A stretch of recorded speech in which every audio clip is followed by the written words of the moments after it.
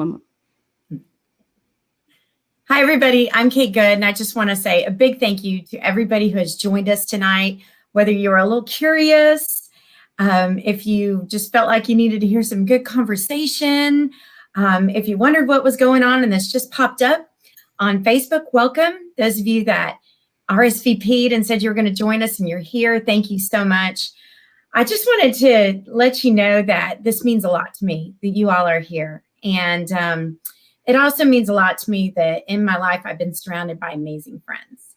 And the events of the past week have just been, past 2 weeks, oh my gosh, it happened on my birthday, May 25th. George Floyd was murdered in Minneapolis. And I had a hard time understanding myself and my thoughts. And, you know, whenever life throws something at me like that, I've been blessed to have friends that I can call. And one of the first calls that I made after a few text messages was to Amanda. And Amanda Macklin, who is with us right now. Hi, Amanda. Amanda is the director of operations. The vice president of sales for multifamily, which you I got a promotion. Okay, I promoted you. Does that sound good? And I called Amanda and I said, Amanda, what would it feel like if this great conversation that you and I have about issues of race and equality, what would that feel like if we just had that conversation maybe in a Facebook Live? And Amanda, it wasn't scared. She said she thought that was a great idea. But we both realized pretty quickly that it would be more impactful. It would be really, truly helpful to both of us if we brought on Melissa D. White. Hello, Melissa. Hey, friends. Hey, ladies. Thank you. During our phone call, Amanda texted Melissa and asked her if she was interested. And I think in like 2 seconds, she said, yeah, tell me more. And we had a call that night. And so we invited Melissa D. White, Director of Operations for Cool Source. And also you might know her from the Activation Hour, those of you that follow her podcast. Mm-hmm. Very, very powerful. And then something really, really magical happened. The three of us started talking about what this could be and where it could go. Mm-hmm. And Melissa brought all her skills for broadcasting to the table. Amanda brought her skills for branding and really truly understanding a topic and communicating it. She's a great communicator. And this was born. So with that, I want to welcome you to the first episode of Color Outside the Lines. Wow. The show video. Wow. That's so powerful. So yeah, welcome everybody to our first episode. And we invite you to just be open-minded and open your heart and listen with the ear of understanding. So welcome.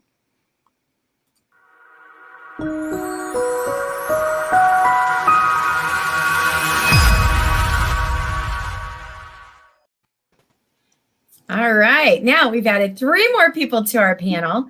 Our topic for tonight is really courageous conversation. This is an opportunity for us to say some of the things out loud that have been bouncing around our heads and really understanding, you know, what those things mean to other people and how they feel about it too. I wanted to take a first step in really, truly doing something. And first step always starts with having good conversations, speaking to other people, and gaining knowledge. And so that's what tonight is all about. We're going to start a journey together where we can talk about change. We can talk about change in the housing industry. We can talk about change in our judicial system. We can talk about change in the world. There's so many things that we can talk about, but it starts with this conversation.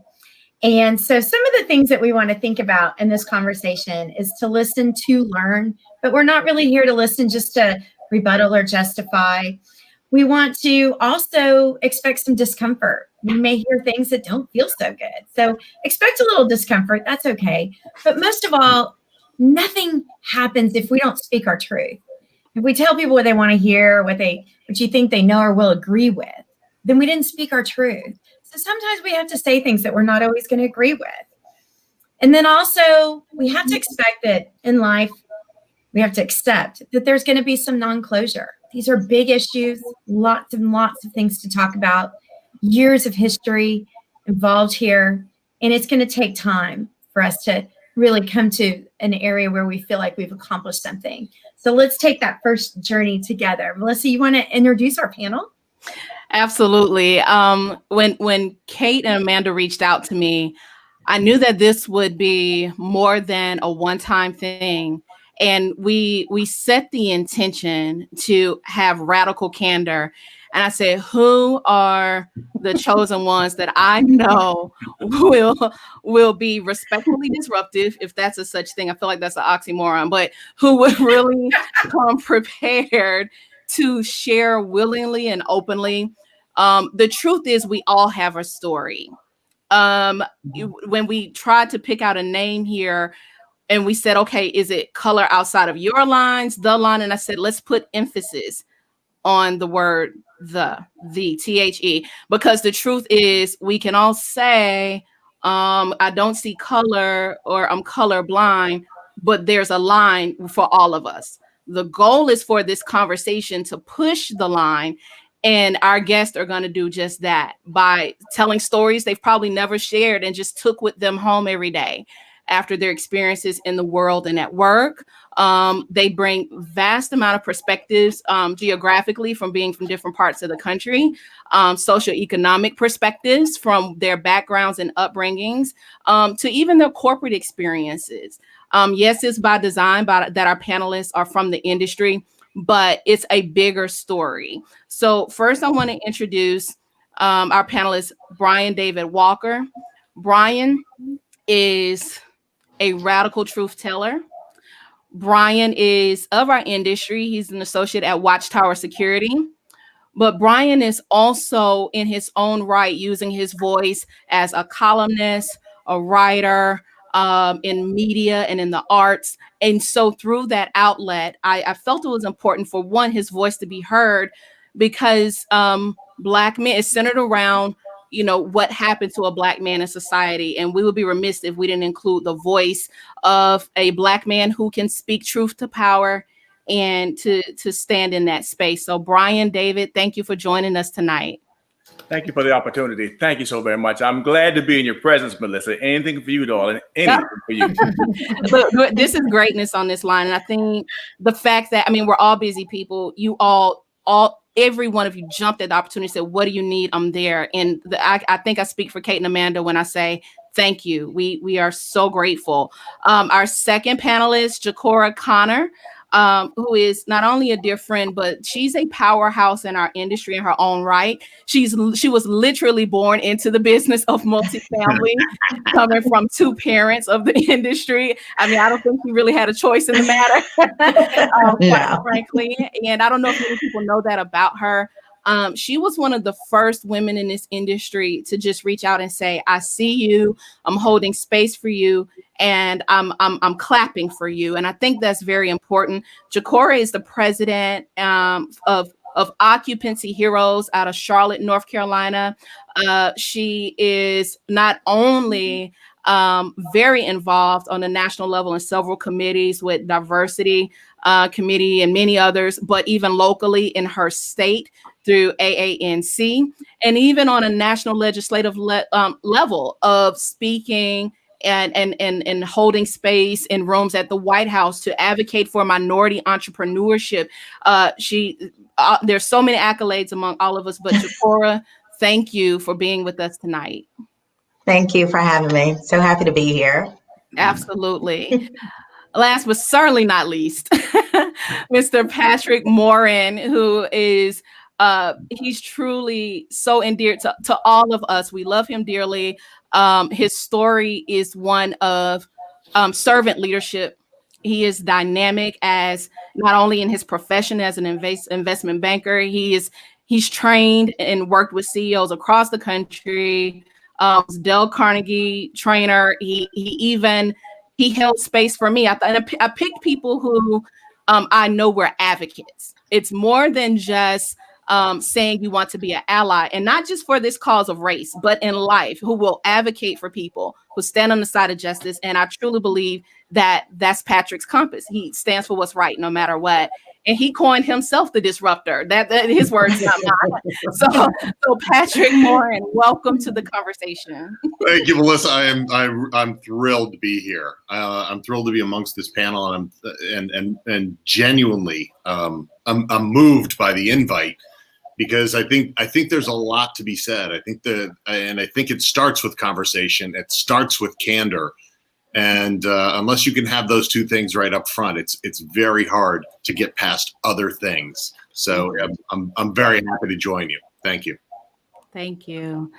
So Kate, let's go for it. Wow. Okay. So I want to thank Amanda for really taking some time to think about the name of this. And she put a lot of passion and creativity behind this. And Amanda, thank you so much for doing that. What really brought you to the name of our broadcast, Color Outside the Lines?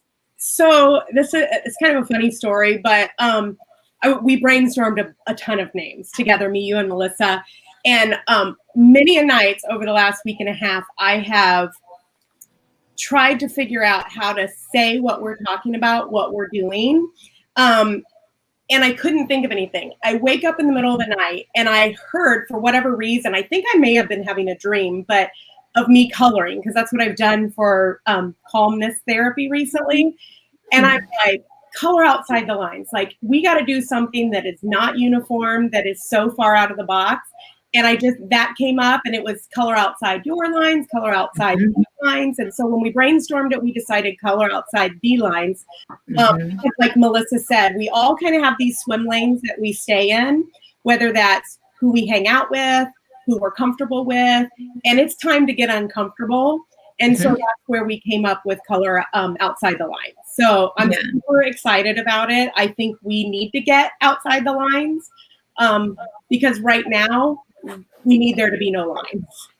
Well, you nailed it, girl. Good job. Good job. You know, one thing that I hear over and over and over again is that a lot of our bias comes from our experience, and it starts at such a young age. So just to get to know our panel a little bit, I wanted to pass the microphone around, and everybody, in just a few sentences, summarize your childhood.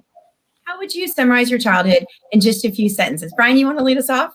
I would love to. I love talking about my mother and father, my brother and sister. You know, they were my father's gone, God bless him, God rest his soul. He's gone, but my mother has just recovered, you guys, from COVID-19, 89 years old. 89 years old. Strong as can be.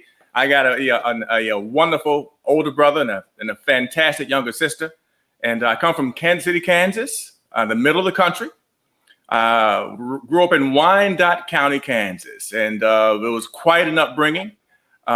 We had a wonderful, wonderful time. My mother and father gave us a great life. My father was a serviceman in the Army, 26 years. Then he worked in the school board. He did a wonderful, wonderful provider, a great man, and he shielded us as youngsters, I think, from a lot of racism that was occurring. But nonetheless, we had a great, great childhood. I tell my mother all the time. Had some great friends. It was a good, wholesome upbringing. And it's just when we get to this point in our lives in the world today, it's just very, very strange to find myself here, because back in the 60s, this was going on back in the 60s, I think, to this level. And now we're in 2020. And it's just amazing to me how I find myself fighting some of the same efforts, if you will, as my mother and father. But I didn't know that was going on. You understand? But now, being an adult, being a father myself, it is quite something. I've got 2 sons and 1 grandson. And it is difficult. Grandson. Wow. 4 years old, wonderful young man. Zachariah is his name. And it's a pleasure to be here. And I tell you, we got a lot to talk about, so I won't take much more time. We do. But fabulous to be here. Thank you very much. Brian, I know I would have loved to meet your parents. Yeah, they sound like really great people. They were great people. Great people. Yeah. Chikora, the name I can't say without smiling. It just makes me smile every time I say it. Chikora, what was your childhood like? How would you describe it? Oh my goodness. I had an amazing childhood, to be honest with you. My mother and father were amazing. Like Melissa said, we grew up in this. My grandparents managed properties as well.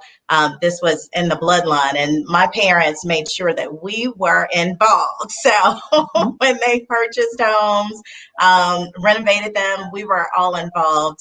It's 4 children. And my parents, like I said, they were amazing.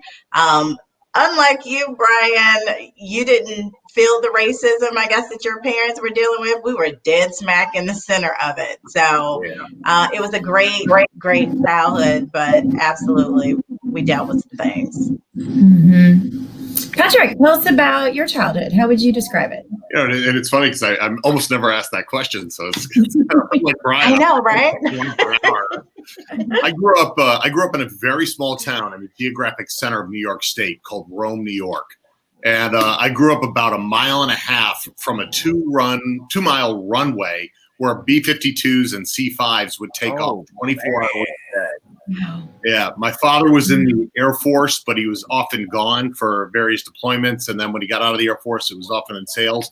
I have 2 older sisters, 7 and 8 years older than I. So they were pretty much out of the house by the time I got to be cognizant.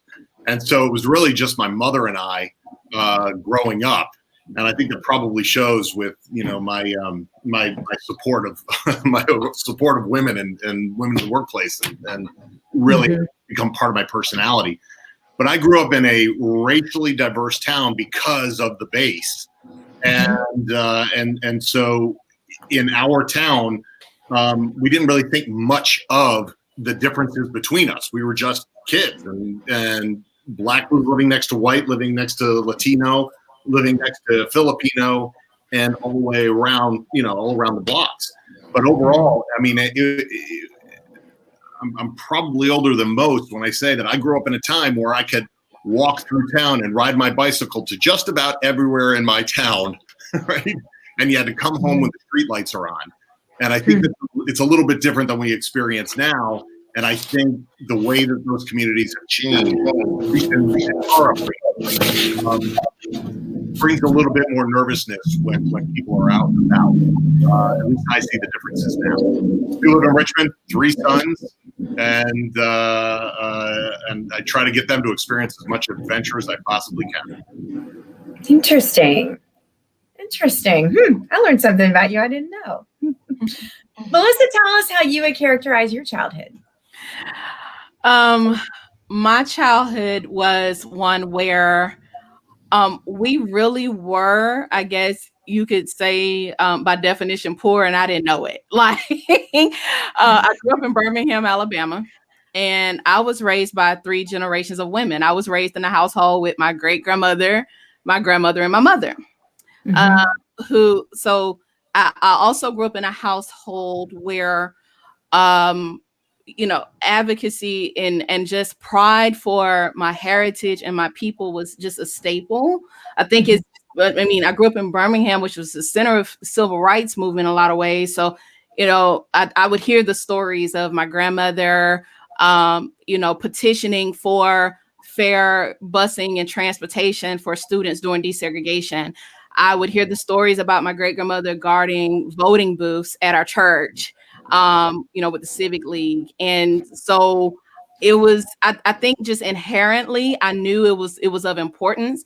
But what's shocking to me now is after watching and hearing the stories of 3 generations, here I am, the 4th generation, still having this conversation. Yeah. So as I'm listening to everyone talk about their childhoods and I look at our ages, however young we are, to say, wait, are we moving ahead or reverse? And so another important part of my childhood was I grew up with a great sense of community where it was very cooperative, where you had one person may have fruits and vegetables in a garden, and another person may have chickens, and another person may have a corner store. Well, we looked out for each other. And I see our nation going back to that in a lot of ways, where there's a greater sense of humanity and sharing.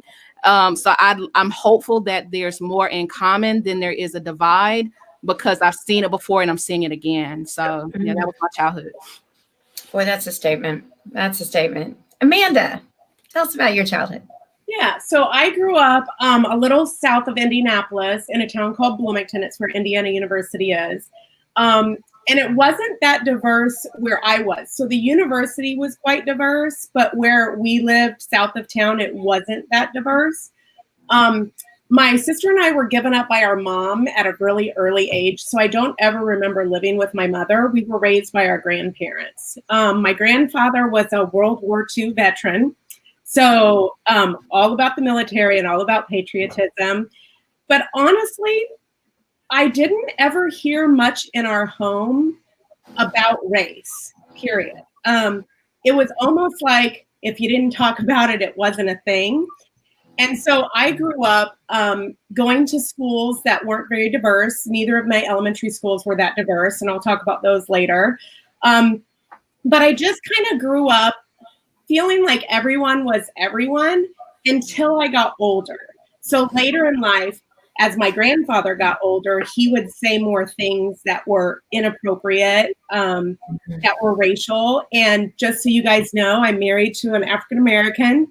I have 3 children that are biracial. So it makes it really hard to navigate these roads today because I never learned about it as a kid.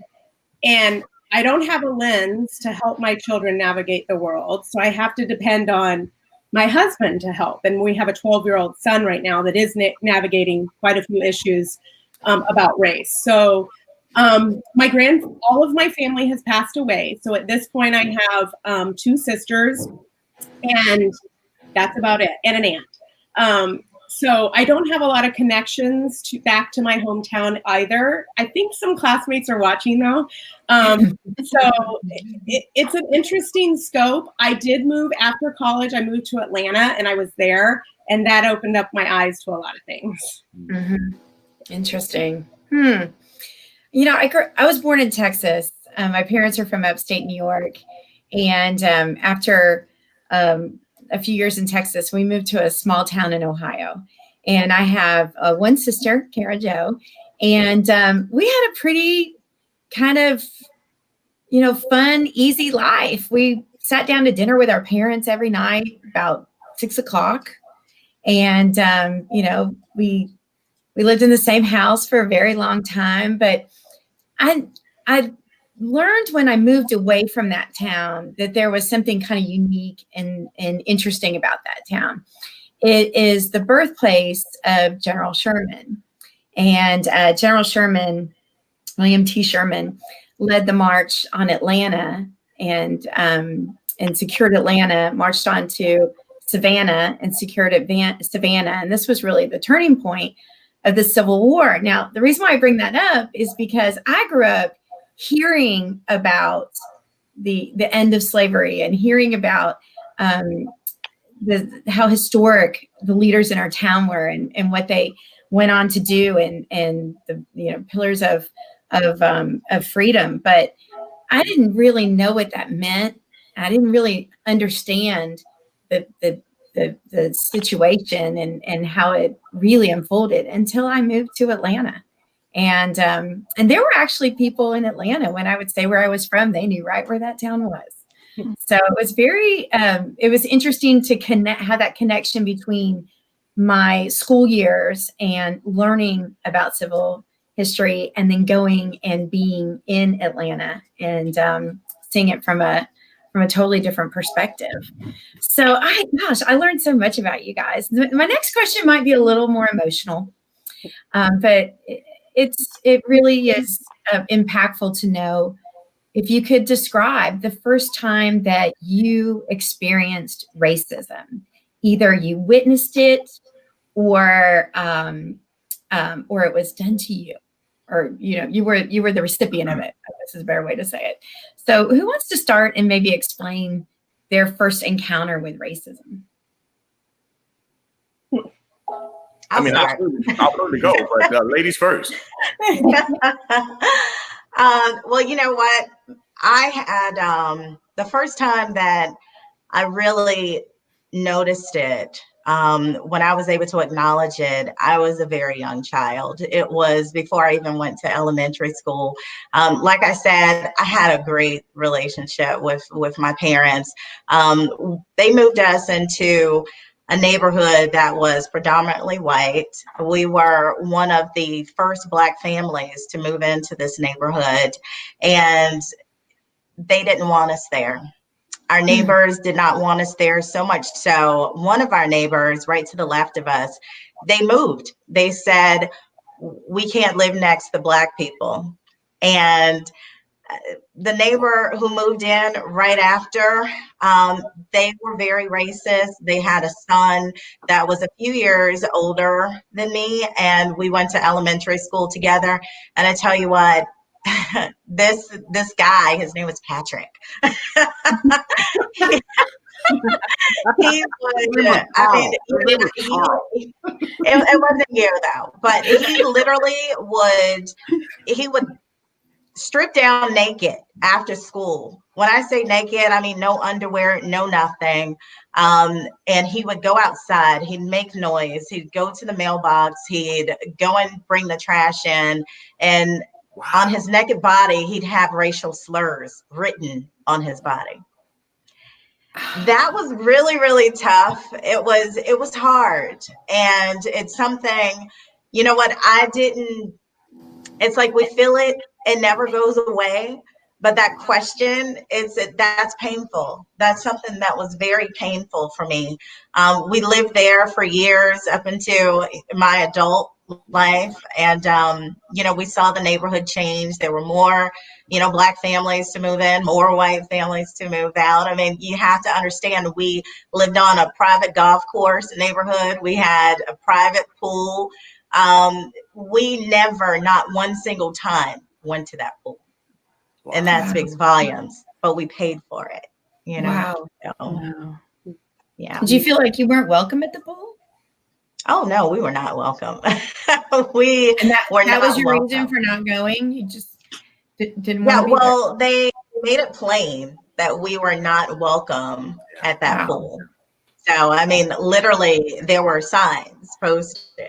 Oh, we were not. Were the kids' parents complicit? Were they aware of what he was doing, or was he doing? They said yes. My parents addressed it, and let me tell you, my parents were amazing. I've got fighters as parents. My father is no longer here, but when I tell you, he dealt with it head on, because at one point our house was being covered in tissue paper. It was just bad. But you know what? That stopped. My dad's pretty amazing. It most definitely stopped. But we still had to live there, and we had to deal with that. So it was tough. I mean, it was really, really tough. One more question, if you don't mind me asking. The hope. Did you ever talk to your parents about what they hoped by moving there to begin with, or was it say, like, were you moving to a new town and it only like in the housing market the last few years where there was nothing available to buy except for there? Was it no? What were they when they moved there? Well, I was born in Charlotte, North Carolina. And that's where, born and raised, my parents wanted the best for us. And my parents were that group of people. It doesn't matter what you feel, how you think, we belong here. Okay. And we're not going to bend. We're not going to bow. We're not going to run away because you don't want us here. It was a good school system. This is what my parents wanted for us. It was a beautiful home. And this is where they chose to raise their children. And this is what they fought for. And they constantly told us to be strong. You have to do better. You have to be better. And because of them, and because of being in that neighborhood, going through that experience, that's a large part of who I am today. It's why I am who I am. Mm-hmm. Mm. Patrick, what's the first time you experienced racism? It's just listening to this and really and prepping for this event. It was actually more when I was an adult, because I think I grew up in such an insulated town, and we were all part of a SAC base, meaning a Strategic Air Command.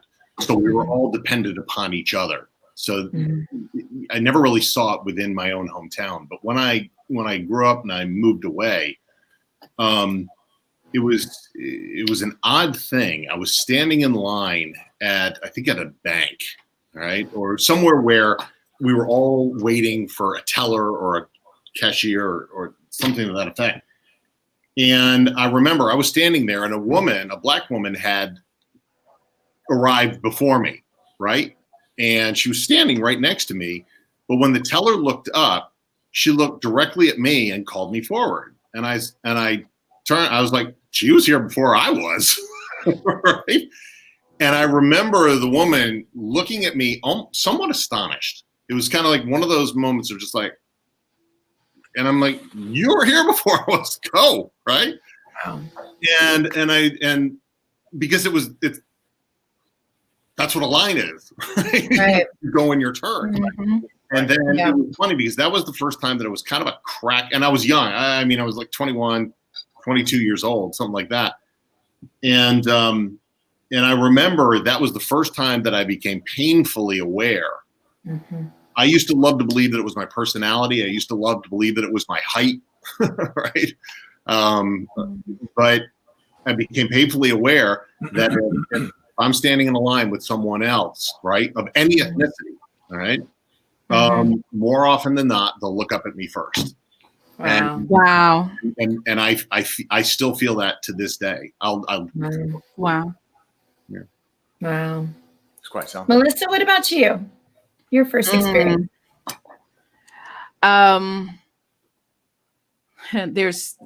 There's two. One being a kid, and there was I grew up in a predominantly Black neighborhood, and most of the students at my elementary school were Black, African American, but there was one white boy at my school, and I remember him and we were really good friends. Kindergarten through 5th grade, like we were great all the way up until about 3rd grade. But something happened the first week of 3rd grade where he wouldn't sit with me anymore. He, got some new friends from his neighborhood, and he just distanced himself. And he just, I asked him, I said, why won't you be my friend anymore? You won't sit with me anymore. You won't walk with me anymore. And it was more than just, hey, as kids get older, they find their own tribe. And he said, well, my friend said that, you're Black, and we don't really I don't really know what we have in common. I'm like, we play together all the time. Can I just hang out and walk with you guys? And he said, no, I don't think they really like you that much. And that hurt really bad as a kid. And and I didn't understand it. And I'm like, but you've been my friend this whole time. And it's like with kids where they typically don't really, as children, they don't see it until someone else makes them aware of it. And so that's when the color line is drawn by others, right? Yeah.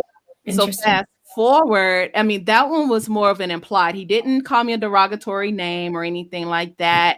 It was just, well, wait, so someone else planted this idea in your head about me. And now who was once my friend is no longer my friend. Fast forward to college, I worked at La Quinta Inn and Suites in college. And this was in South Georgia, where I went to undergraduate school. And I was front desk clerk at the hotel. And I'd helped this, elderly Caucasian gentleman, really nice man. He was polite to me, and it was a mix up with his room or something like that. Fine. So the next day I come into work, and he's standing there talking to my manager, and he says, that colored gal over there was really helpful. And she was really amazing. And I was like, I don't know if that's a compliment or if I just got slapped in the face. And so my manager, who was a white female, she looked mortified for me, and she didn't correct him. And she just said, I think she was really hurrying to my defense before I probably said anything. And I could have said something in that moment, but I just swallowed it. I just said, thank you, sir. And I walked away. But I had to think it was racism wrapped in a compliment. And I'm like, he didn't even know he was wrong. Ooh. And that's what was so shocking about. That's a shocking point. Yeah. That's shocking. Yeah, So yeah. Yeah. that's sad. Wow. Yeah. Amanda. Yeah, that's so funny too, Melissa. We have a similar story. I'm not going to say it was the first time I've experienced racist. When you're married to a Black man, it kind of comes with it. But early on in third grade, I had switched, actually fourth grade, I switched elementary schools, and I went to a new school, and everyone said it was the really bad school because it was so diverse. So I got there were 2 Black people. So I guess that was their diversity. Oh, man. One was Janice, who Janice, 38 years later, is still my very good friend. And there was Derek Cross. And not to call them out, I'm not calling them out, but they were the only 2 African Americans in my 4th grade class. Well, at that age, that's when you start to realize what your attraction is. And just like people like blondes or brunettes, here I am. I like the one Black boy, Derek. And Derek and I were like trying to figure out through notes if we were going to be boyfriend and girlfriend. And it was made very clear to me, not by Janice. Janice was my good friend, and Janice was busy kissing the white boys, that I did not belong with Derek. Janice belonged with Derek. It was like we were color-coded or something. And so everyone in my class convinced Derek, even after I gave him $10 to be my boyfriend, that he was not to be my boyfriend. And that always stuck with me because I have many friends that are in interracial relationships. And to this day, people think that I belong with the white male and my husband belongs with the Black female. We were in Vegas and a photographer separated us, and me and Taurus were standing together and Donna and Michael were standing together. And the photographers are like, don't you want to stand with your Wow. And we're like, we are. And that was just like not that long ago in Las Vegas, less than 10 years ago in Vegas. They told us we needed to get with our spouses. But anyway, I'm happily married. I don't hold it against any of the elementary school kids. But Derek, if you're listening, I need my $10 back. Yeah, they are. Brian, share with us first time you experienced racism. Well, like I said, my mother and father shielded us fairly well from that in the hometown. But I was an athlete. Every now and then we would travel outside of the area. And I remember this one time I was bullied a little bit, by some white boys that were in the arena. But the first real time that I ever had faced racism and it made me feel some kind of way, I had moved down here to Georgia, and I was driving a truck for a particular company, and I was driving up in Cumming, Georgia. You all know where that is. Yeah. Yeah, Oh, yeah. Atlanta, keep going north for another. Forsyth County. Yeah. Yeah, Forsyth County. Forsyth County. Yep. So I'm driving a truck, and it always seems to happen. Well, at this one time, it happened when he was passing. I heard him. He was driving in his pickup truck, and I'm in a big truck and trailer, and I'm making a turn, and he's calling me the N-word out his window as he's making his turn. With the Confederate flag flying in the back. But and it made me feel really kind of saddened. I was perplexed because I never had really dealt with that before. And a grown white man is going to call a grown Black man a derogatory statement while he's running away. And that's what I think racism is. I think racism is cowardice. I think it's straight cowardice. And, the things that we have to deal with nowadays are just, they have places to hide, someone to protect them. They have rules that apply only to them and not to me, and their rules are larger than mine. So I believe, racism is just cowardice. It's all it is. And it's ignorance. It's a number of words that, should not be said in this company. But that was my first time. And the first time it really stung was when the guy called me the N-word outside of his truck. Wow. If I can speak to that, Brian, I want to, if it's okay, Kate, take a moment now. I think this is a great bridge to, like you said, as an adult experiencing that coming to the South. And I don't know if you guys know the context behind Forsyth County. I want to challenge people to look at the historical context of racism in your local areas. What's the history behind that? Because when I was preparing for our conversation, I went back and watched Oprah's segment on where do we go from here? And, she's had a 30 plus year history on the air, and she did a special maybe like in the early 90s about, racism in different towns. And Forsyth County, she Yeah. actually went and did, you remember that? She did an episode in Forsyth Right. County where they literally were lobbying to ban Black people from their county. Yep. And this was in the 90s. Oh, Mhm.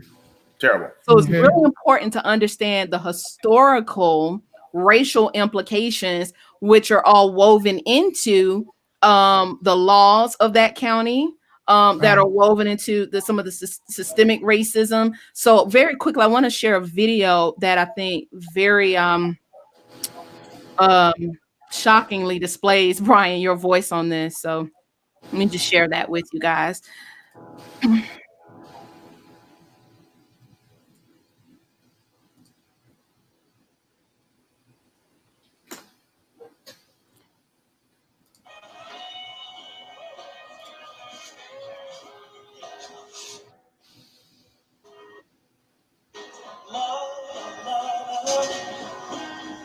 There's too many of you to cry.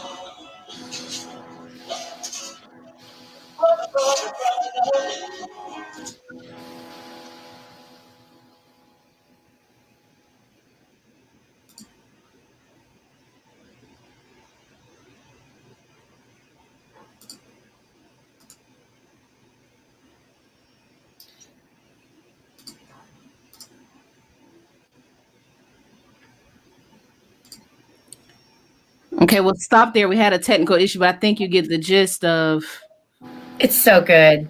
It's so good. We'll post it on the We're gonna Color drop the Outside link the to Lines. it, yeah. Yeah, we'll And post it on our wall. We want you guys to see it. So after this, we'll get it posted, and please go to the Color Outside the Lines page and see it, because Brian really made a statement there. Mhm. Thank you. I for just sharing dropped that. it in the comments. Brian, can you? When I saw that video, I saw it prepping up for this thing.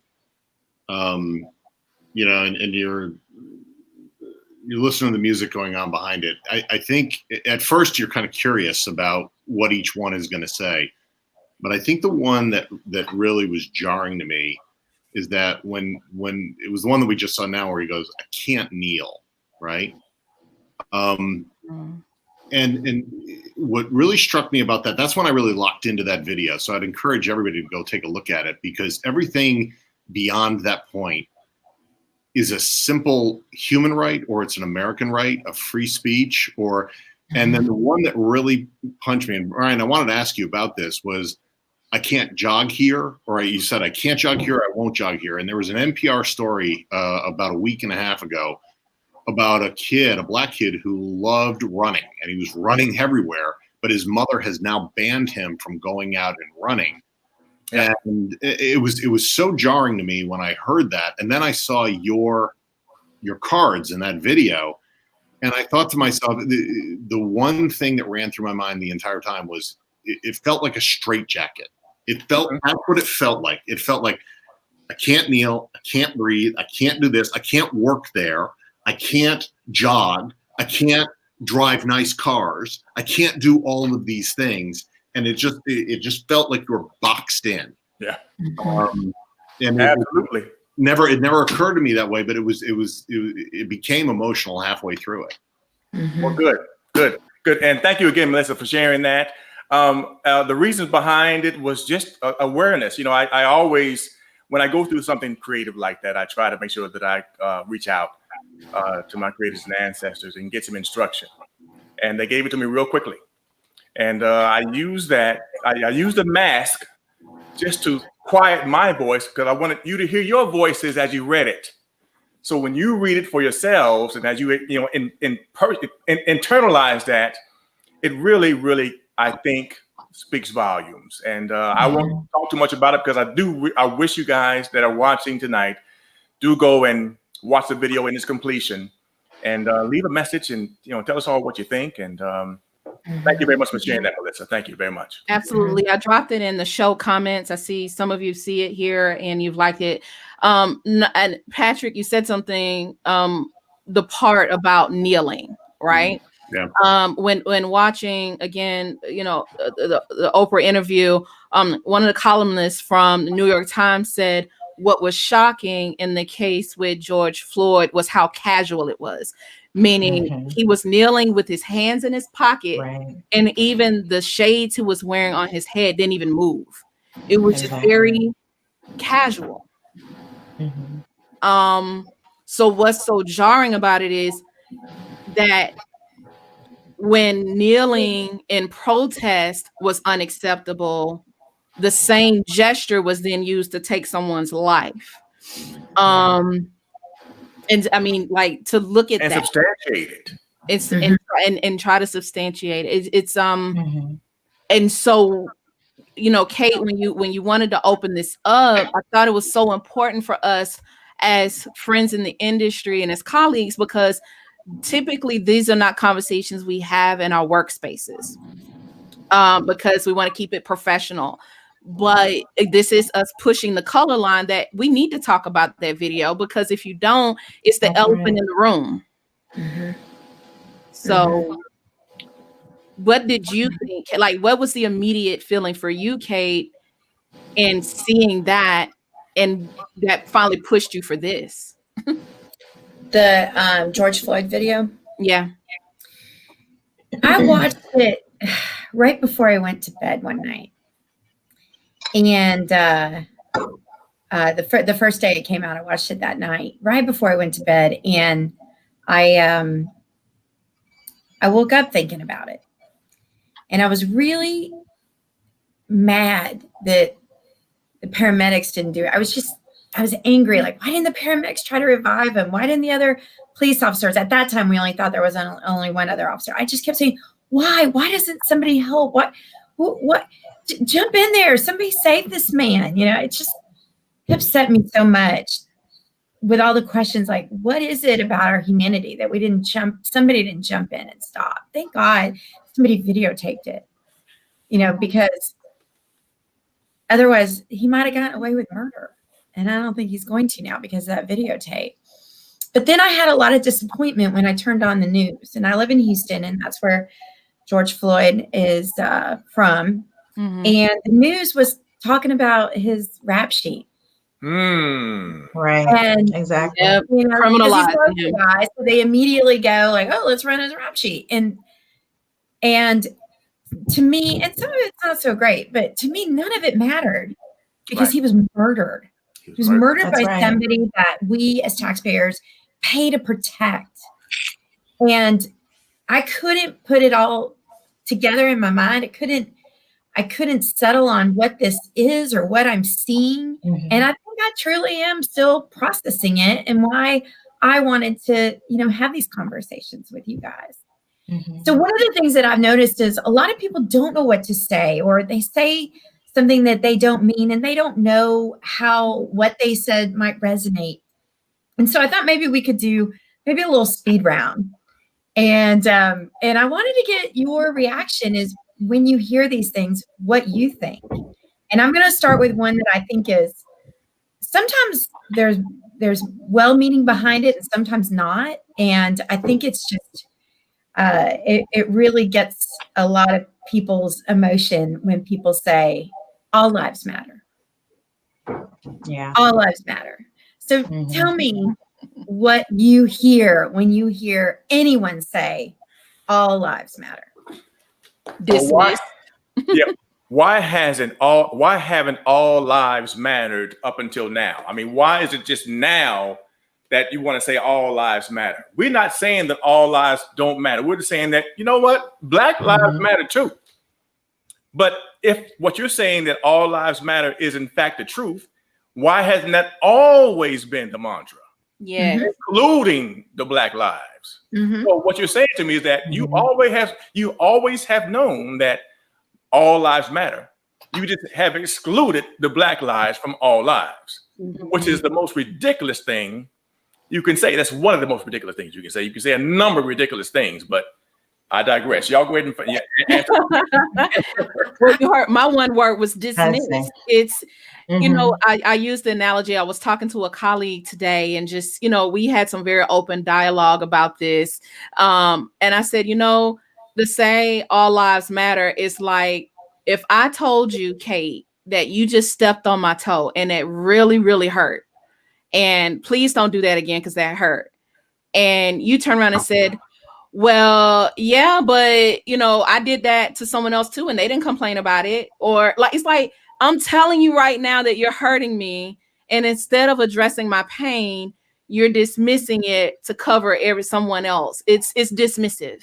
And I know that may not be the intent. And and we're not saying that all lives don't matter, but right now the Black community is hurting. And the truth is, there was never a point when we weren't hurting. We just weren't as vocal about it. We swallowed the pain, like I said before. We placate a lot of things. Let me, you know, keep my head down and going to work today. Let me just, you know, we put on that cape, and I think, you know, any marginalized people, it's like, what can I do to just get through this day and get by? And that's hard. That's hard. And so then to have to perform at our optimal best when we're in pain and experience trauma, there is nothing normalized about watching a video of someone dying. But can you imagine during this time of COVID, we've had to watch it 3 times while in quarantine? That is traumatic. Yeah. Okay, I want to speak on that, and I'm going to tell you, I hear so many people saying all lives matter, and they're right.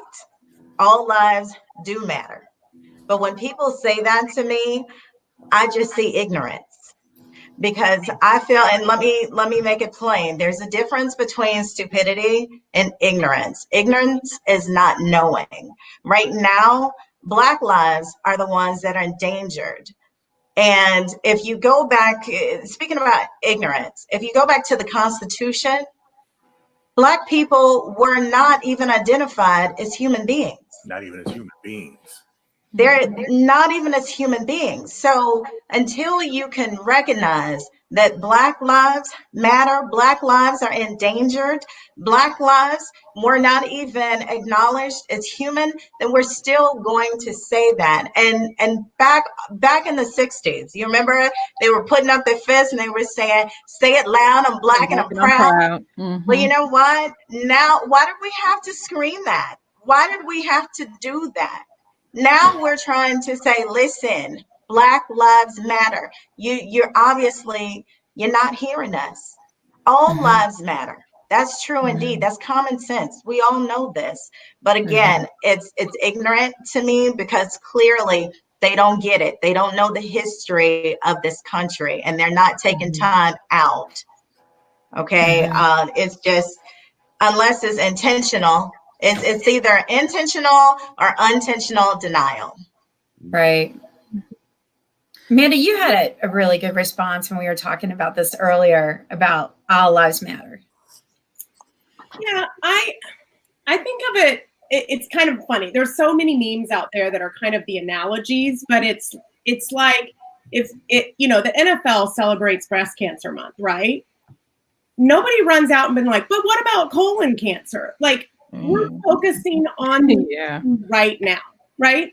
The issue right now is there is unfair, unethical, and unequal treatment of people of color.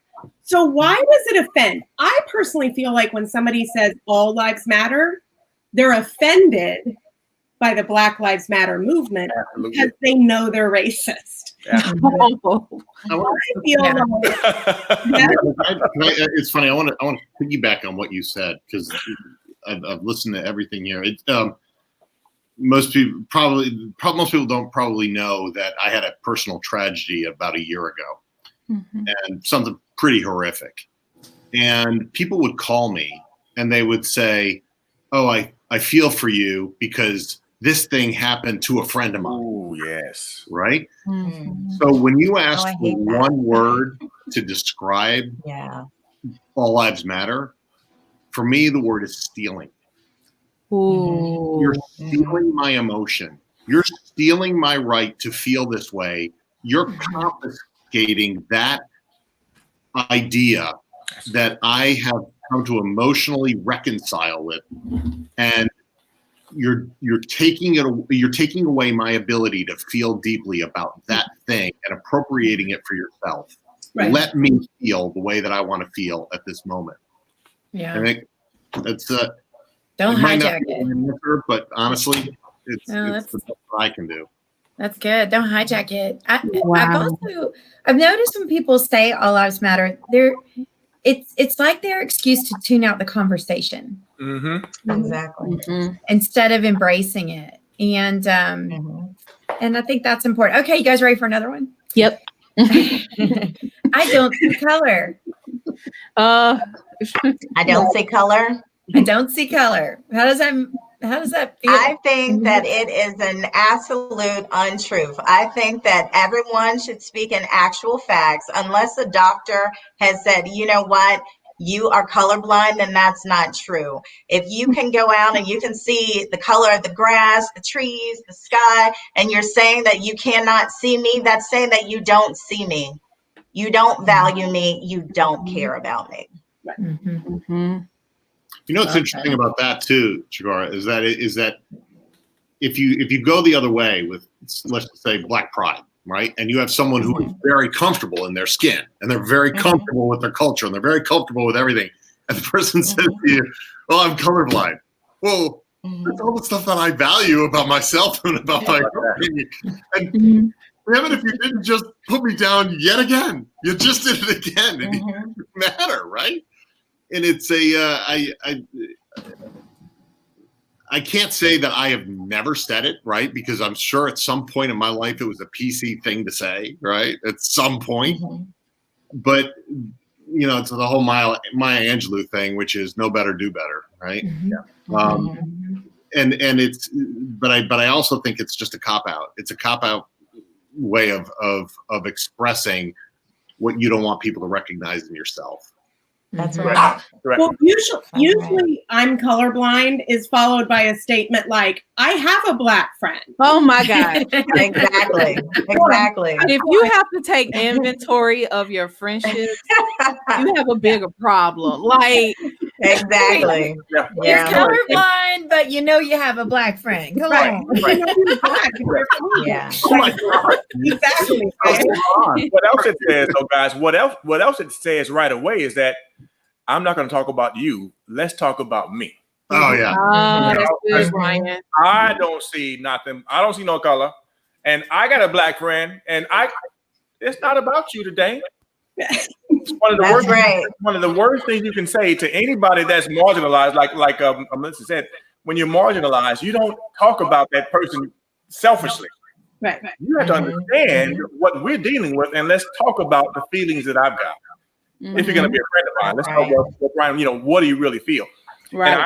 And I understand that oftentimes people don't know how to approach the subject, but it's just, this is what you ask the question genuinely, and you listen. Yeah. Is what you should do.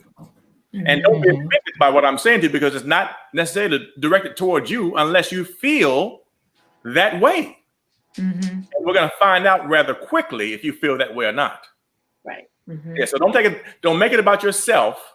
Let me have, like Patrick is saying, don't steal my emotion from me. Don't do Feel my emotion. That's right. Yeah. I think that's the recurring theme here is like none of us are professing to be experts on this topic.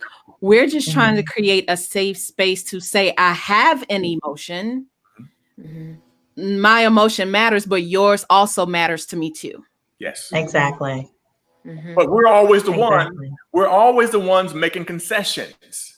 We're always the one that's giving more and more and more and more and taking less and less and less and less. And Yeah. now we've come to a point now where we've given everything we're willing to give. We have given everything that we're willing to give and possibly can give. You are just telling us blatantly in the street. Blatantly. You ain't trying to cover nothing up. It's just what it is, and you're going to accept it, Mr. Walker. No, I am not. I'm going to say something about it this time. Now, I may die doing this effort, but you need to hear my voice. Can I say this? And I know, Kate, our time is spinning here. A question came up from Stephanie Puria Helling. She says, what are your thoughts about people of the Black community? And there's so many good questions, guys. We are going to go back in the after show and answer these. We're all going to respond to you, but I had to pull this up to your point. She says, thoughts about Black people of the Black community, namely celebrities who don't support it, and etc. So here's what I have to say about people that don't support and who are silent. Silence is irresponsible. If you can blatantly see people slaughtered and say nothing, then you are not fit for leadership. No. Right. Agree. Very, very good. Totally agree.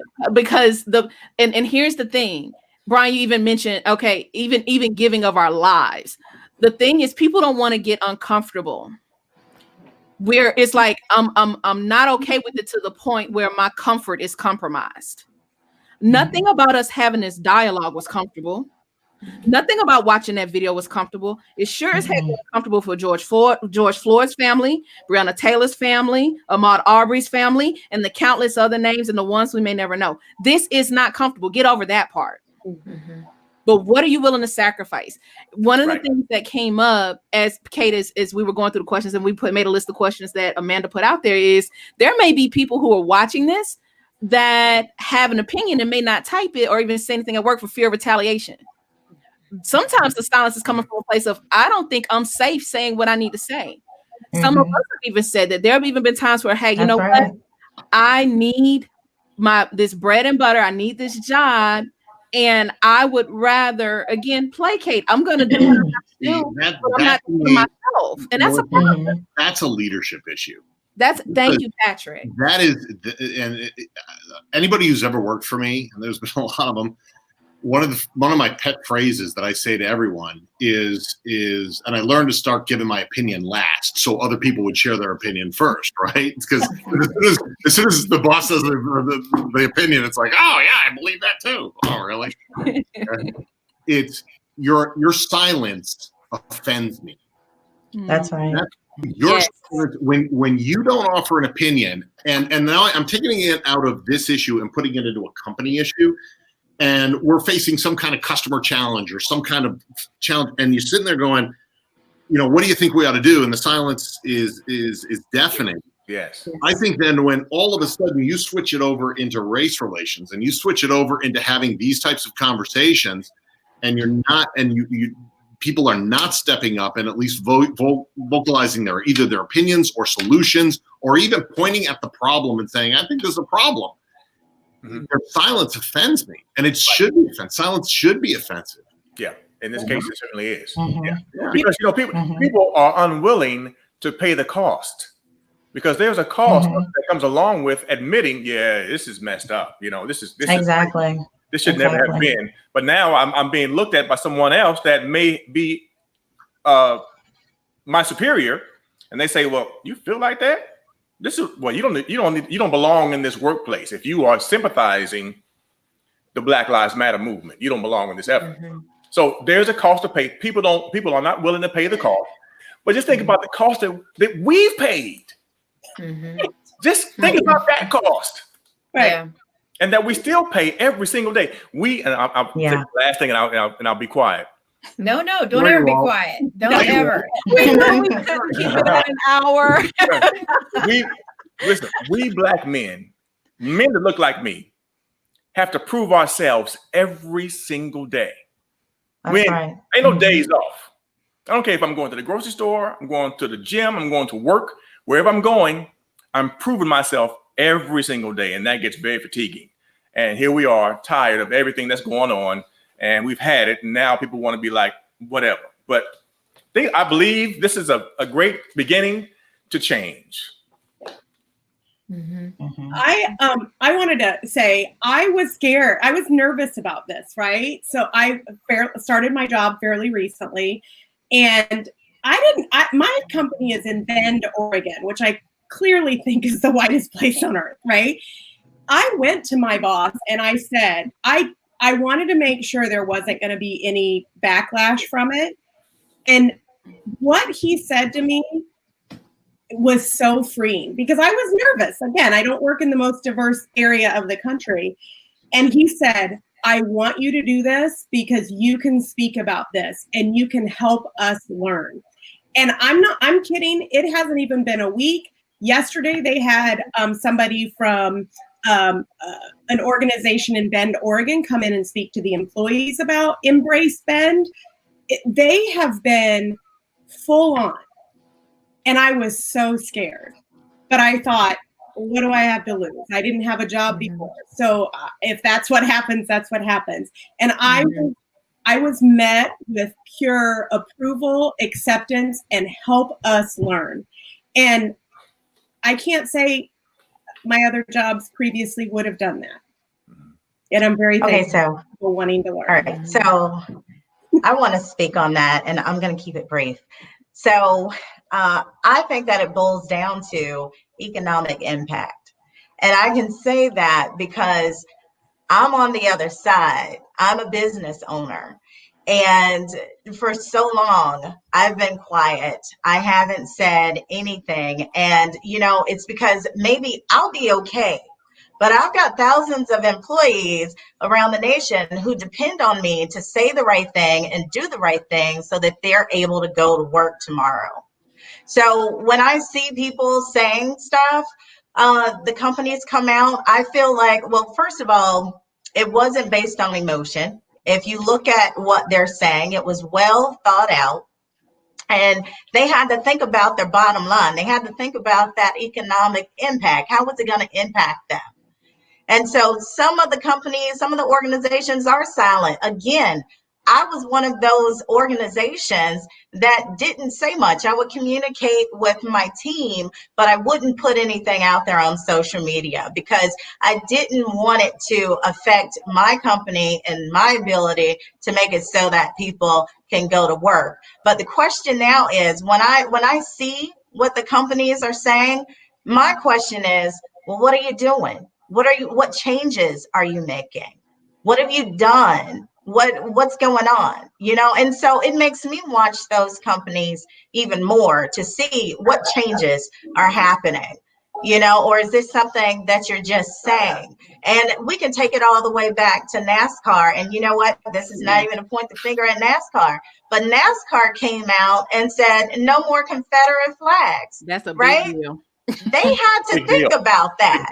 Yeah. Because they had to say, well, you know what? Look at what's going on. Look at where the nation is. Let's look at this country, okay? This is going to die out. But this right here, we need to make sure that we can keep it moving, that we can keep going so that more people come into our industry and we can keep thriving. Mhm. So, you know, but I got to say too, I'm one of those people, and I'm watching some companies, to be honest, and I'm kind of side-eyeing them because they're not saying anything.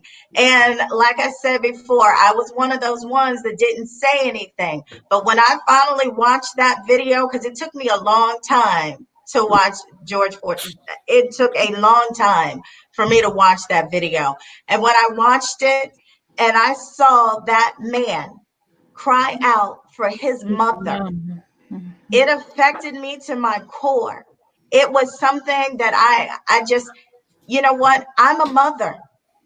And anyone who has a mother, anyone who is a mother should have felt that and should have came out and said something or done something. And even if you're in silence, we need to see it. We need to see some kind of motion, some type of movement. So, you know, it's, again, I understand it because I understand it's about economic impact. Yes. Okay. But I know that we all kind of look at them side eyes because I do. There'll be some economic impact when we stop doing business with them. Right. Exactly. Right. And that's the issue with NASCAR. That's the issue with NASCAR. I'm a NASCAR fan now. Absolutely right. Absolutely. You know, because If NASCAR can ban the Confederate flag, why can't apartment communities? Ooh. Mhm. There you go. I like it. We're going to work on that, Kate. We are going to work on it. You know, Amanda, you told that story, you know, when you worked at a property here in Georgia, like there was no ramification. Like you had a resident who wanted to proudly fly their flag on a main thoroughfare through your property, the Confederate flag. And it's like, I mean, and this is where people live. As an industry, we are stewards over multi-million-dollar assets where people call home. For us, it's work. For them, it's personal. Right. And if we cannot consider a part, we have clauses in our leases that cover, you know, the safe enjoyment of your home and your well-being. Well, what about my mental and emotional well-being when I have to look at that every day? Does that not count? Right. Yeah. What about Exactly. harassing comments from my neighbor, or and that's some of the dialogue, guys. I mean, this is not the last time. This is going to be a weekly Right. conversation, because as we see, Right. it's way more than what we can cover in Right. an hour. So Kate, I turn it over to you to just kind of give us our closing thoughts, and we'll have one last video here to share for perspective, because every week we will leave you with a closing thought and perspective to challenge you for the next time we come together. So Kate, I turn it over to you. Really Oh, quick, really go quick. ahead. Are we going to stay on for questions and answers afterwards, or how are we going to handle Q&A? I'm game. I mean, the comments are blowing up. I say I'll just have to we leave it to our Kate. I'll let you decide, and our audience, because this is so much broader. We can attack. We can tackle some of these comments and respond back to our audience, or however you want to do it. Yeah, I think we should, I'm because sending my pizza so I can stay. Great. I'm in. I think that You want to do some Q&A right now, and just what, and maybe for a few minutes, pull up some comments and questions. Yeah, let's do it. I feel like we're just getting rolling. I got nowhere to go. Well, all right. The truth is hard to walk away from. So Yes. it's almost like this is so cathartic, in that it's been so long that we haven't said anything, that now that we're finally talking about it, it's like, oh, and another thing, and another thing. It's like an hour for it. So guys, if you have a question, we're taking questions only, not comments. Like, real quick, this is the lightning round. Drop your question, and we're gonna address it. So I'm moderating the comments here. I'm going to give you guys a second to drop your questions. Just going to play. Kate, you made a point about brands earlier and leaders, and Ja'Cory even said, hey, like, if you don't say anything, I'm looking at you now. So Procter & Gamble, it has been one of those companies that has done an amazing job. I'll just play this. I'm giving you guys like 2 minutes to drop your questions in here while we play this video. We're going to come right back. Okay. So 1 second here.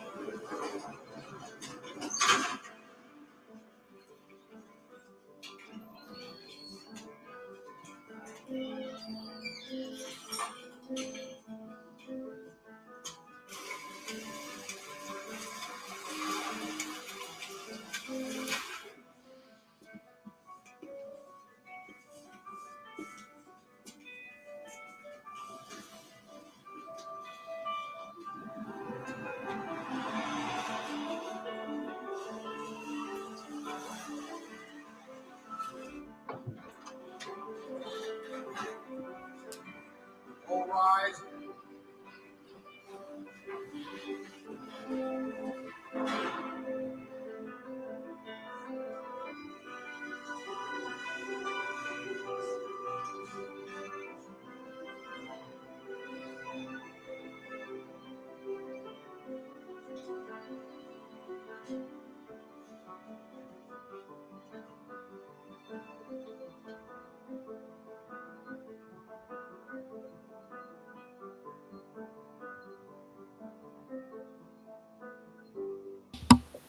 It's so good. That's powerful right there. So good. Yeah. I had to get my emotional support animal to handle it. So good. Yeah. So I was scrolling through the comments, and I did see a pretty hot topic, a really good question that I'm almost afraid to put out there, but like you said, we're in a safe zone. Who's it from? We're going to have courageous conversations. I'm sorry, I didn't see who it was from. I was scrolling really fast. But it was a kind of comment question that somebody said that they were corrected when they complained about the rioting. They supported the protests, but they didn't support the rioting. Yeah. And I actually was part of a conversation yesterday about this, where the explanation, there was an explanation for why some people see the rioting as part of the process. And I think that that's something that's on the minds of a lot of people, because we had a lot of fear from what we saw, and it some of us were personally affected, and our property. And so I just want to hear from you guys what your thought is on that, kind of protesting versus rioting, or is it all the same thing? I'm going to go in order, real quick responses. We'll do Brian, Jakora, then Patrick. I want each of you to say something to that, please. Okay. Well, honestly, I don't necessarily agree with the rioting either, but I understand it. I do understand it. I think that, we have said and spoken and stomped and marched and prayed and kneeled. We've done everything that we possibly could do now, but you're not hearing us until we start tearing up things. And it's unfortunate. There's been a lot of looting. There's been a lot of different things, but we have to also understand that there are some infiltrators that are causing a lot of the issues. And as crazy as that may, because it sounds crazy that someone would come forth and do that in this type, in this climate, in this environment. But it happens, and I don't necessarily agree with it myself, but I do certainly understand it. These young people do not know what else to do, and here they are. So that's my comment. Jakora? Well, I think everything is not always what it seems. I think that there's a hidden hand in that. I don't believe that the people are out here just tearing stuff up for no reason. And I don't believe that it's only the people who they are portraying on TV. And I also want to say that I feel that it's not for us to sell someone, you know what, you're in pain, but you don't know how to behave, so you stay home. You can't do that. You can't do that. So we can't tell people how to behave. We can hope that things are not going to be burnt down to the ground and so on, but you have to understand their view. Now, I'm not going to be one of those people who are out burning stuff down, but they look at it as if we don't own this. This is not ours. And this is just another time that we're in, take it all the way back to 1955 when Emmett Till was murdered. Here we are again. But when Emmett Till was murdered, that ignited the civil rights movement. And now if you look at what we are doing today, look at where we are. So many things are happening. And that would not have happened if we would not have been in this great pause. You've got over 40 million people at home sitting down, and they're watching and they're seeing these people be murdered. They can't close their eyes. They can't turn away. And the thing is, once you know, you have to act on it. You're responsible for what you know. So as far as the rioters and protesters, two totally different things, but I can't tell someone how to react. That's good. Patrick? I'm gonna tail right on that. I think they're two entirely different populations. I really do. And I got my son and I were down. I live in Richmond. I mean, and Richmond has been a hot spot, right? I mean, it just has. We've had burned buses and things like that. Mm-hmm. Not as bad as other places, but certainly worse than some. And my son said, "I want to go down. I want to see this for myself." Okay. So I was like, "All right, let's get in the car. Let's go." We got in the car and we went down there. And I'm not really sure what he was expecting to see. Maybe he was expecting to see the rioters. Maybe he's expecting. But, as the closer you got down to the Capitol, what he saw was people coming together to peacefully protest. And there wasn't a huge police presence at all. It was just people saying, "I want my voice to be heard." And then you juxtapose that with what comes across the news later that night, where, this part is being destroyed and that part. And the quick footage that they have, those guys weren't behaving the way the protesters were. And And I think that people tend to get those two things jumbled up. I think there's criminal opportunists. There is no question. There is, and that has nothing to do with color, and it has nothing to do with anything else. There's just people that are criminal opportunists, and this was their moment. Right. And the shame of it is that it taints the true voice that is out there. Yeah. And so it's I'm able to bifurcate those two groups and just say, God bless you. Go protest peacefully, and to the criminals, I if I knew how to solve that problem, I'd be mayor, right? If I could say really quick to that, I think here's an amazing opportunity while we're being solutions driven. This is my charge to the media. We're living in I love the fact that we're alive here on this planet during this time when we become the journalists, we become the truth tellers by fact of that we have access to internet and our phones and things like that. So media sensationalism and propaganda has always been a part of acts of war. I mean, that's historically true, where you feed different narratives, right, to the population, depending on how you want to sway their approval or disapproval of the act of war that's occurring. Well, essentially, we're at war in this country. There's a race war. And so now you have to be very cognizant and mindful of the media you're taking in and be intentional about balancing the information you're getting.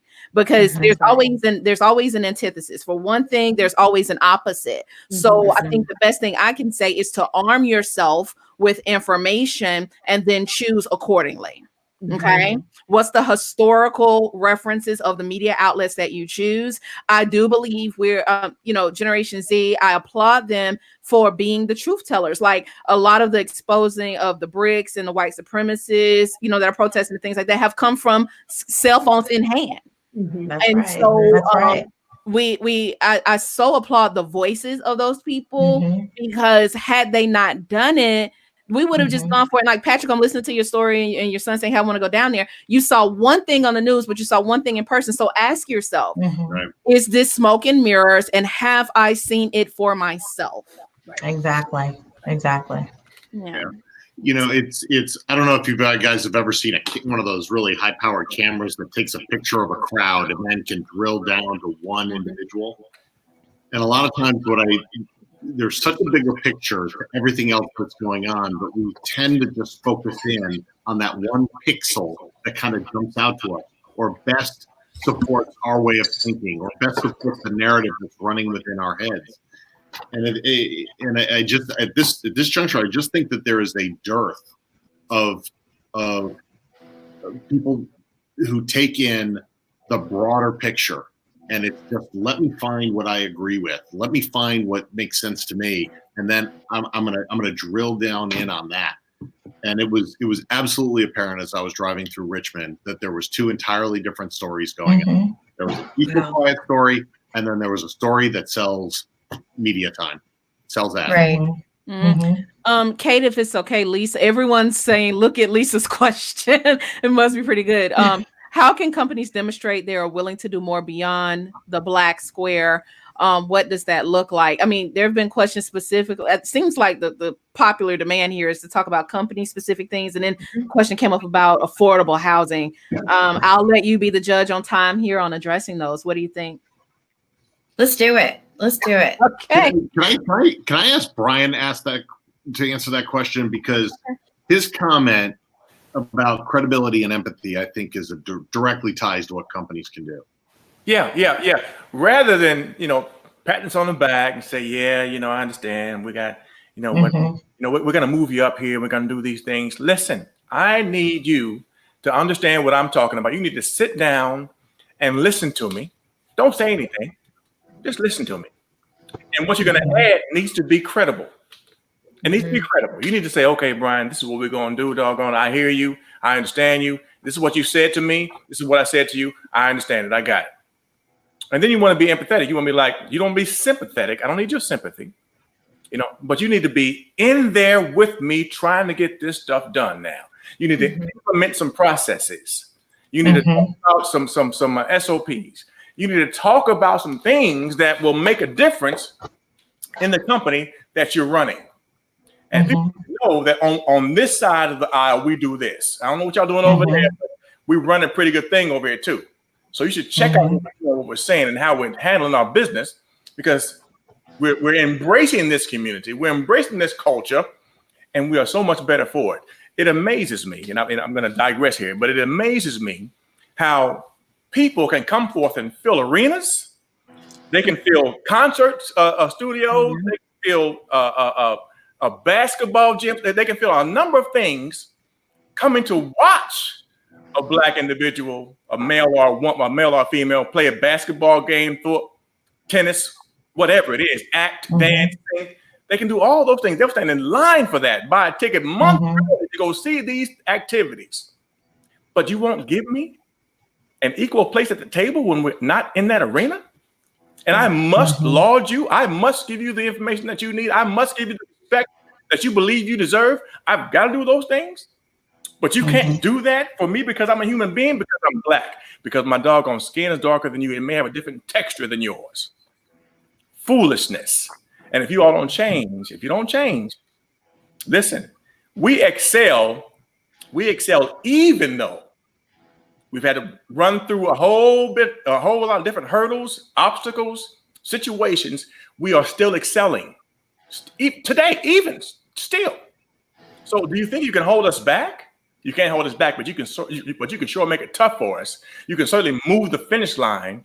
You can certainly change the rules. You can do all those things as we're getting better and better and better and better and better. But the rules are never changed for you, because everything applies positively for you. In this country, pardon me, Patrick, in this country, the white man has every advantage there is known to man here. Every one of them. And if you don't use your advantage well, that's not my fault. But you need to treat me with some respect and give me some equal opportunity. I'm not asking for a handout. I'm gonna earn it, because I always have had to earn it. I always had to do that. So I'm gonna earn it. That's obvious. But help me. Just help me. Just give me. And Melissa, this is where I think that, even a comment that you and we've had this conversation multiple times. The difference between mentorship, sponsorship, and advocacy. Yes. I actually think that your observation on this answers Lisa's question. Okay. It really does, because that's something that companies can do, that leadership can do. So I'll put it simply like this, and I've said this in many settings, and I stand on this cornerstone of mentorship, sponsorship, and advocacy. What companies can do, what you can do right now, is be intentional to create gateways of opportunity through mentorship. Is okay, that might be a casual cup of coffee and I'm giving you advice here or there, right? That's like dating. That's like, okay, I'm filling you out to see if I want to make that commitment. Is that really like dating for real? Not like that, Patrick. Come on, work with me. You need the comic relief. Boy, that stuff can get heavy. Sponsorship means, okay, I'm not just gonna tell you the rooms you need to be in. I'm willing to maybe pay for you to go to NAA so you can experience a new level of the industry than just being on site. Sponsorship may mean, hey, I'm going to buy an extra ticket to this networking event, and I want you to go with me and be exposed to a new level and actually sit and rub elbows with executives and see what that even feels like in a new circle, to get you into a new place of exposure and awareness, right? So now a sponsor is ushering you into exposure. An advocacy, when people, and I think it bridges even, people have been asking, well, how should I be an ally? And I'm gonna be totally candid, y'all don't kill me. It's very difficult for me as a Black woman when white people say, well, how should I show up? And I'm like, hey, I'm the oppressed one here. That's like asking someone, how would you like me to set you free here? Like, how do you want me to unlock you first? Or you want me to, like, I don't know. You have to figure that out through advocacy, meaning that I'm willing to speak your name and hold space for you when you are not in the room yet. That my relationship with Patrick is such where he can see a platform that's predominantly white in terms of speakers and keynotes. And he has told me several times, like, hey, Melissa, it's not because you're Black, it's because you're talented. And I respect and I appreciate and I'm grateful for that. And he's like, I speak your name in rooms and say, hey, what about Melissa White though? And he does that as he is a mentor to me. He has been. and he's not looking for anything in return. But now I have a responsibility to show up and make good on the name he put out there. Yes. So it's a two-way street. That if we're asking for advocacy, we now have to show up and make good on it and on the investment. I never want the investment of anyone who's sown into me in my career, in my development, to say I did not plant those seeds and water them. So it's a two-way thing. What companies can do. How are you advocating for the causes that matter to your people? Do you know what causes matter to your people? You know their names, their addresses, their emergency contact, and what cake they want for the birthday party. But do you know what causes matter to them? Have you listened? Have you said, hey, you know what? Let's do one big community day. All right, if serving the Black community is the issue, let's go mentor a school on the other side of town today. Let's go create an internship program with diversity and give exposure and awareness to kids who may not know what our industry looks like. Let's do that. Now, I'd like to add to that. I think that's great what you said, but I also feel that it starts at the top, and I feel that they have to understand the history of this country. That's first and foremost, because once you understand the history, then you can understand the pain. And then again, once you know, then you have to do better, because then it becomes your responsibility. Yes. So I think that's something that every corporation should do. Understand the ugly part of history as well. Exactly. The good and the bad. It's all history. Absolutely. Whew. I think it puts it all into context. And slogans don't mean anything without context. A company policy doesn't mean anything without context. It has to be put into context with, what does this mean? How do we do it? How do we roll it out? And so I encourage companies to have an open ear right now and just, make it okay for people on your teams to share what they need, what they're asking for right now. You should have an open ear to what they're asking for, and then respond and react to that with context and with specific things that we can do, that we're going to change, that we can do different, and what that means as a company. And I really want to see us get beyond the conversation and get to action. And so it starts by listening and asking and then putting into action. That's That's right. That's right. I was going to say really quick, one of the things that I think is important for companies to do right now is take an inventory and make sure everyone's on the same even playing field. If you have different people on your properties, in maintenance, wherever they're at, make sure you're on an even playing field. There's a lot of wage disparity going on right now. And I can tell you that there are companies that have a huge pay gap within their own organization with employees. Absolutely. They need to take another look at, because I would charge them with, make this right, because it is a major problem in our industry. And there's a major wage gap. There's a video on the Color Between the Lines page about wealth and how different wealth is distributed in this country. And I think if you want to make things right, get everybody on the same playing field. Equitable. Yeah. All right. Wow. What a beginning. Thank you, Kate, for bringing us together. It's my pleasure.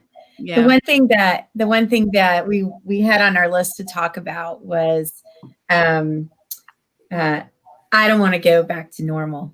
No, I said it wrong. It's how we get back to normal. It's how we get back to normal. And I think that's like post-COVID and, post, this time of protest. It's time to get back to normal. And I think I speak for the entire panel when we say, hell no. No. Hell no. Well, I have said it before. That's right. I hope today that you have a comfort level with having these conversations. I hope today that you learned. I certainly did, and you do something with what you learned, and you're able to gather your feelings and your thoughts so that you can be productive for change. Because I don't want to go back to the way things were. And I know nobody else on this panel does either. And we're in a really interesting time where there is attention on these matters. And if we let that slide away and we're, at the lake, 4th of July, having our beer, and it just feels like life's normal again, then we haven't taken this opportunity. So I see this great opportunity in front of us. And thank you guys for letting me have this conversation with you and being a part of it and sharing your hearts and your minds. And damn, you guys have some good stuff to talk about. And I think I've been reading through the comments, and there's a lot of topics that people want to discuss. And I'd love to do this again and keep going and invite. Same time next week. Sure, let's do it. Same time next week. Guys, turn on your notifications. Thank you so much. I mean, we were so overwhelmed by the support. Like, I think we far exceeded several hundred followers within like the first day. You guys have shared this tremendous. We could not have this conversation without you, because you're the truth bearers. Like, you take this information out to the world. Continue to do so. Invite someone, have your watch parties, but even bigger, between now and the next week, we come together around this virtual table, if you will. I challenge you to go back and have these conversations with your teams. Place it in the comments. Many people have asked for us to share the resources. We're not the experts. If you find information that you feel is essential, drop it in the group. Become a part of the community. Subscribe to our YouTube channel and the Facebook page. Same time next week, every Thursday, 8:30 Eastern, right here. Thank you, guys. Have a good night, everyone. Yeah. Bye. Thank you so much. Thank you so much.